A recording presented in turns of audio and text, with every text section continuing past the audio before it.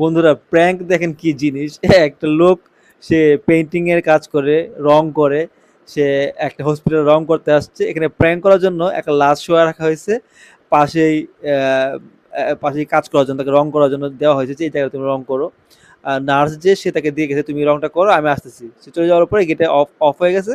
সে দেখলো যে গেটটা অফ হয়ে গেছে, ভয় পাইছে, আবার ভাবতেছে দেখ গেটটা অফ হয়ে গেছে, আবার অন হয়ে যাবে, আমি কাজ করতে থাকি।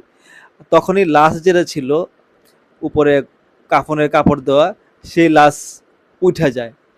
লাশ যখন শোয়া থেকে উঠে দাঁড়ায় যায়, তখন তার যে একটা ভয়, একটা ফিলিংস, কি যে কেমন করে দেখেন পাগলের মতো হয়ে যায়।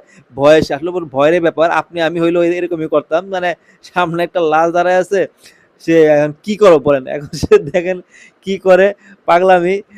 এরকম করে কেউ করে ভয় দেখায়, এরকম করলে ভয়ে তো মানুষ মারাও যেতে পারে, ঠিক না? এরকম করে ভয় দেখানো একদমই ঠিক না।